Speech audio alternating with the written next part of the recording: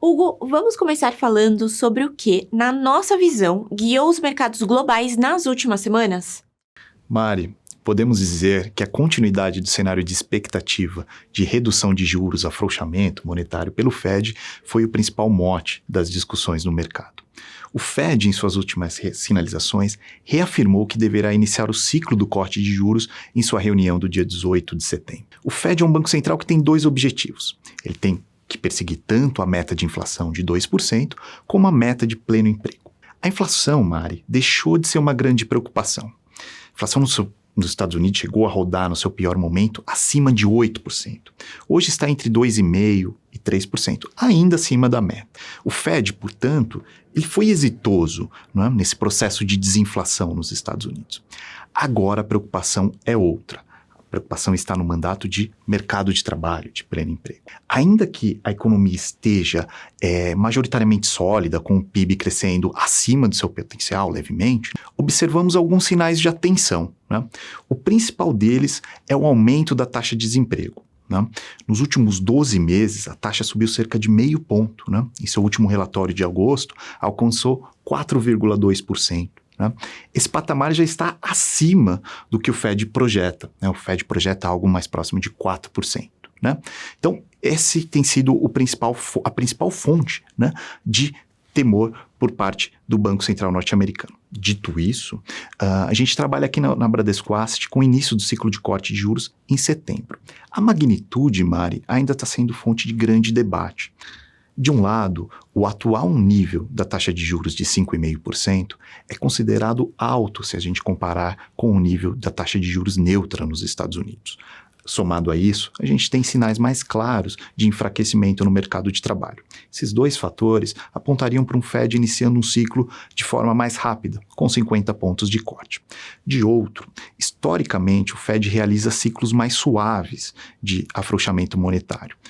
Isso, somado a um PIB que segue crescendo levemente acima do seu potencial, indicaria um Fed iniciando seu ciclo com 25 pontos de corte.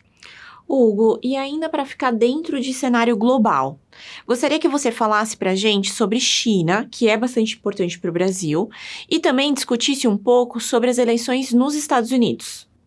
Ótimos pontos, Mari. Assunto China. Bom, a gente vem sendo surpreendido negativamente por China, né? As reações do governo chinês parecem bastante tímidas frente ao cenário de desaceleração da atividade. E mesmo as ações que já foram adotadas, elas parecem surtir pouco efeito sobre a atividade, né? Trazendo em números, a gente revisou nossa estimativa de PIB para 2024 de 4,9 para 4,6 e consideramos abaixo da meta, isso é um patamar abaixo da meta de crescimento que é ao redor de 5 estipulada pelo governo. A gente segue bastante cauteloso, viu, Mari, a respeito do crescimento na China. Entendemos ainda que os riscos para a economia chinesa são baixistas, né? Levando em conta a não estabilização ali do setor imobiliário, bem como a sinalização de que os estímulos econômicos seguirão contidos no restante do ano. Né?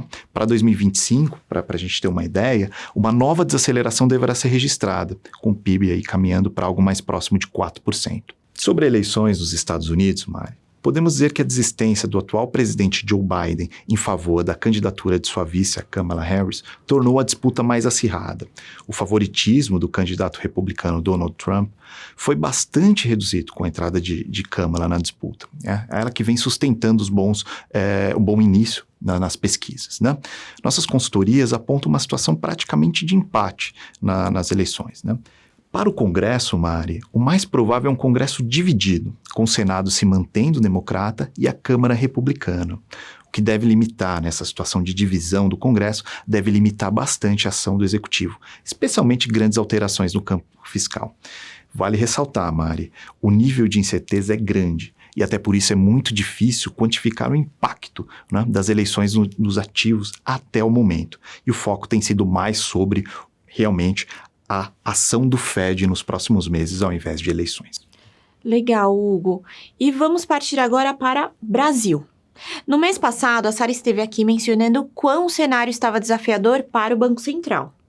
Desde então, como foi o desenvolvimento da economia doméstica e se isso alterou a visão de vocês para a política monetária? Bom, Mari, tivemos uma mudança relevante de um mês para cá em nosso cenário interno. Tá? Nos últimos meses, tivemos sinais do Banco Central de um aumento na preocupação sobre a trajetória da taxa de juros. Os membros do Banco Central têm sido cuidadosos em ressaltar que não existe uma sinalização formal sobre a próxima reunião e que a decisão está dependente dos dados. Tá? Contudo, os discursos mais recentes dos membros do Copom estão apontando para um início gradual de alta de taxa de juros, com provável elevação de 25 pontos base na reunião de setembro. Diante dessa sinalização do Banco Central, incorporamos em nosso cenário um ciclo de alta de 150 pontos base de Selic. Avaliamos, Mari, que o Banco Central manterá em aberto a indicação sobre os próximos passos da política monetária na próxima reunião, sem se comprometer com um ritmo específico ou com um orçamento pré-definido da calibragem de taxa de juros. E por trás dessa mudança do Banco Central, o que a gente considera? Né? Eu apontaria 3 fatores macroeconômicos primordiais, né? Em um Banco Central que até pouco tempo considerava a manutenção de taxa de juros como cenário base. Primeiro, atividade com aquecimento acima do potencial, ou seja, crescendo acima da sua capacidade de oferta, o que se traduz no futuro em pressão sobre preços. Né? Passamos a estimar, por exemplo, um crescimento do PIB de 3% para esse ano, ante trajetória de 2,3% anteriormente. Né? Segundo fator é a própria interrupção do processo de desinflação na economia brasileira. Né? Na métrica menos volátil de inflação, a gente considera que a inflação se estabilizou próximo a 4%, né? Um patamar desconfortável para um país que tem uma meta de 3%.